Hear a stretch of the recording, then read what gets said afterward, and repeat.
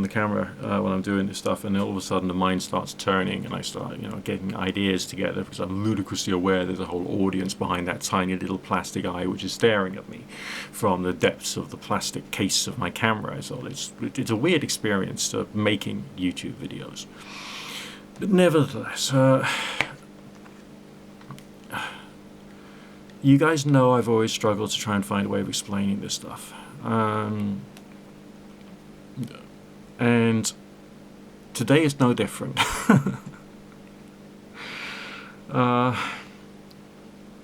The things which have happened to me sometimes with some of the expanded states I've been in, brought about by essentially lots of invocation of various things, right?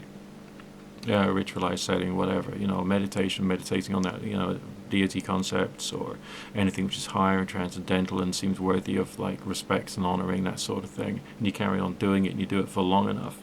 I have had experiences when it felt like my own aura was really, really strong and powerful, and it had the same shape and thing which you would expect to see on the images of Catholic saints. Once I went on a family holiday to Cornwall, I think it was, and we stayed in this cottage. Very cheap, very run down. It had holes in the plasterwork in the walls that were covered up by pictures of saints, and it had they had the aura painted around them with the look in the way it does. And I've had that, these. My point here is that these expanded spiritual states can happen. They can, they objectively do happen and can happen. And with enough discipline and dedication, I think anybody, if they were dedicated to any particular faith expression, could probably end up having that at some point. The activity of being open, the prayer, the meditation, the transcendental concept which is present within spiritual groups, they all help to just bring you to that state. And this thing, that they do in Christianity, which they call worship, when everyone's going a bit lunatic, there is some variety of weird energy raising thing which happens there, and occasionally that can also be perceived. It's weird when it happens. I've during the time when I was in Christianity and I was going to the church, I would often see large expanded auras around the priests when they were at prayer.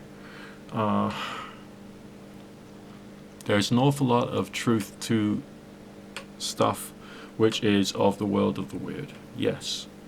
But we still can't say too much about it.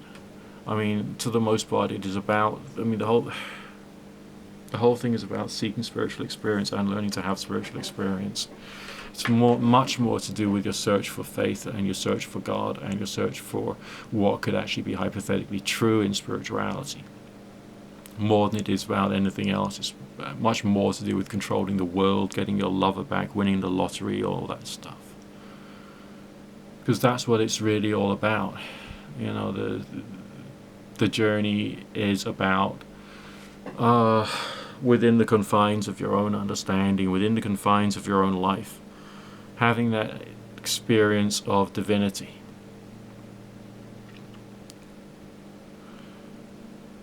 And then from that to expand further.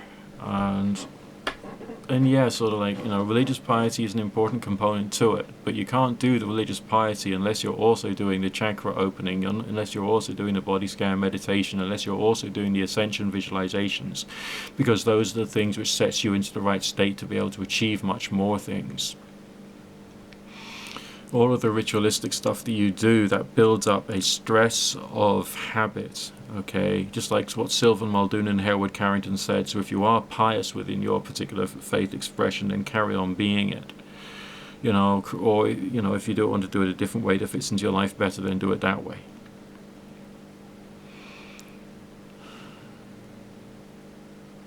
And as you carry on doing all of this chakra exercises, you carry on doing invocation of divine energy, by whatever name you want to call it. There's this change, and you start to understand that, well, no, you don't understand, that's the whole problem. You get the feeling of understanding that there's consciousness that you're a part of, which is divine, and it has some kind of impact on other things, but you don't fully understand what, because you can't. And it's frustrating as hell, but it's the truth. There is that energy out there. It appears to be manipulated by energy raising intention and that sort of thing. We program it through the creation of the deity concepts, which have to be higher level, higher vibration. The energy of the creation of the circle itself is actually quite low in nature. Okay, it's a lower, more dense energy. That's why it can be perceived with greater ease than the things inside the circle itself. But reaching these levels of expanded consciousness is where we get the ability to have access to the various different types of consciousness entity which appears to be out there.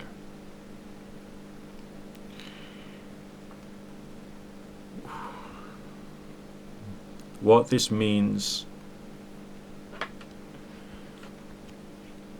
I don't know.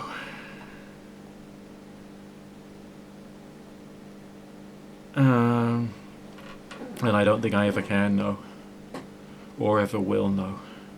But the sense of there being